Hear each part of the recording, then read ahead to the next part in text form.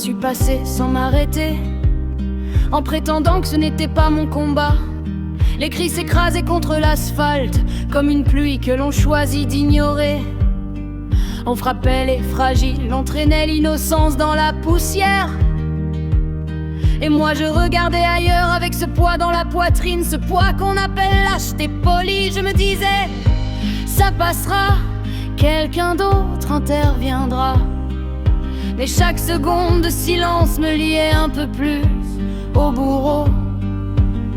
La nuit me jugeait sans tribunal, le miroir ne mentait plus. À force de détourner les yeux, on finit par porter la même ombre. Je voulais croire aux marches blanches, aux pancartes levées vers le ciel, mais leurs bottes s'écrasaient nos chants comme on écrase un mégot brûlant. Quand la loi protège la brutalité et que la peur devient méthode, le silence n'est plus paix, il devient complicité.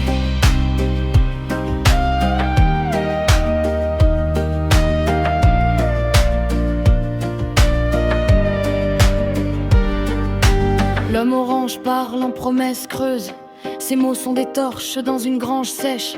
Ses fidèles avancent sans trembler, convaincus que la force est vérité. Ils ne s'arrêtent devant rien, ni enfant, ni vieillard, ni mémoire. Ils appellent cela l'ordre, moi j'y vois l'abîme. J'ai tenté la patience, j'ai tenté la voix calme, mais on ne négocie pas avec un poing qui cherche déjà un visage.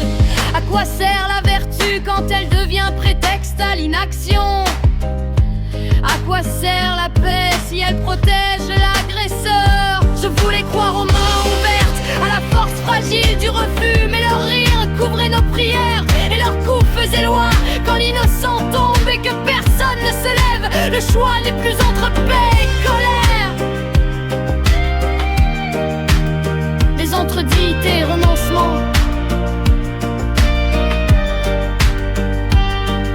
Je ne suis pas né pour punir, je ne suis pas né pour haïr. Mais il vient un jour où ne rien faire devient trahir. Si le système ferme les yeux, si la justice recule d'un pas, alors quelqu'un doit rester debout, quitte à brûler dans cette décision. Je n'avance pas par vengeance, je n'avance pas par orgueil. J'avance parce que le monde ne tient plus sur des promesses. Et si l'histoire doit juger mes actes, qu'elle commence par juger ceux qui ont frappé en pensant que personne ne répondrait. Ce soir, le silence cesse d'être une option.